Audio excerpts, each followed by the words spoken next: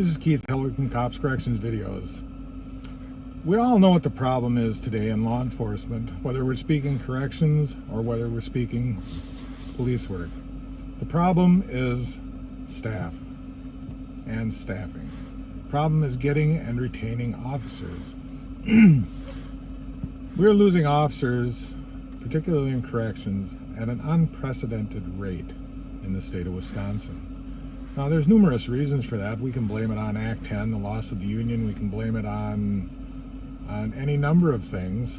But we all know there's a problem. But what is the solution? The solution, of course, is obvious. Hire more officers so the officers that are working now don't get burned out. I was just talking to one of my former sergeants, and he told me that in the last week alone, he has worked 4 double shifts, and he even took a voluntary overtime day on his day off. Now, he's making great money, but look at what it does to your family life. Look at what it does to your personal life. Look at what it does to your emotional life. So what is the solution? Hire more staff. Well, Wisconsin, the legislature seems to really trying to be ignoring the problem, whether it's Democrat or whether it's Republican. It doesn't seem to matter which side of the fence it's on. They are simply ignoring the problem. They're not putting the money necessary to hire staff. The governor just made a proposal because there's a state budget to reimburse every state citizen $150. Why not take that money and put it into raises for our correctional officers? A correctional officer in Wisconsin now starts out at around $20 an hour. They can go down to Walmart Supercenter and get a job making $20 an hour. Nobody's going to throw feces at them. Nobody's going to be spitting at them, threatening them. Their physical harm is really minimal unless they're just careless and they drop something on themselves.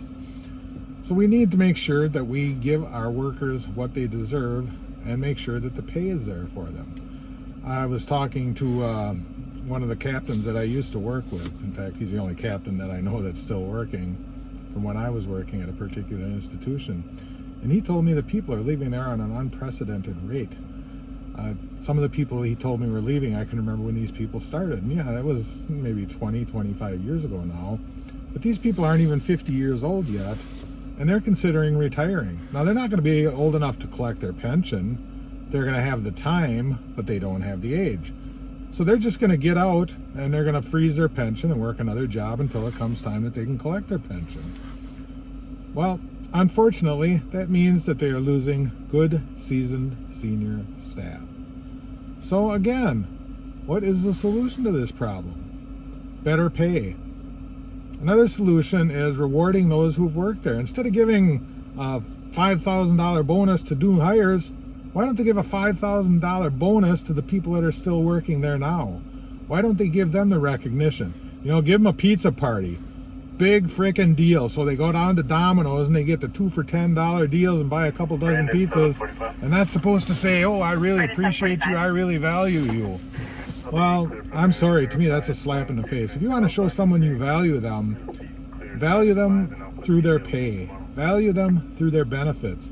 Wisconsin, even after Act 10 was put in place, still has some great benefits, but quit eroding the benefits. They get a 2% raise and inflation goes up 6%. Well, that's absolutely asinine. You're losing 4% right off the top by doing that, but nobody seems to care. Reinstate cost of living. That was something that the union bargained away back in the early 70s. I don't recall the reason. I wasn't working in corrections when that happened, but the state of Wisconsin employees had a cost of living allowance that was built in. For some reason, the union decided to bargain that away, and since then, they have consistently fallen behind, particularly in the Department of Corrections. When I started as a correctional officer, way back when God was a kid, I was making a grand total of $4.96 an hour. But that was pretty much equitable to any other law enforcement agency, whether it was a sheriff's department, whether it was a police department. The pay was pretty much the same. The state benefits far outweighed anything that I would have gotten anywhere else. But we need to keep up that pay. We need to keep up with the cost of living for our staff. We can't have them working 3, 4, 5, 16-hour shifts during the course of their work week. Not only do they suffer emotionally, they suffer physically, and financially, they may be doing great, But what good does it do if you never see your family? What good does it do if you never have time to enjoy the benefits of what you're making? We need to get more staff. We need to make it more attractive to staff.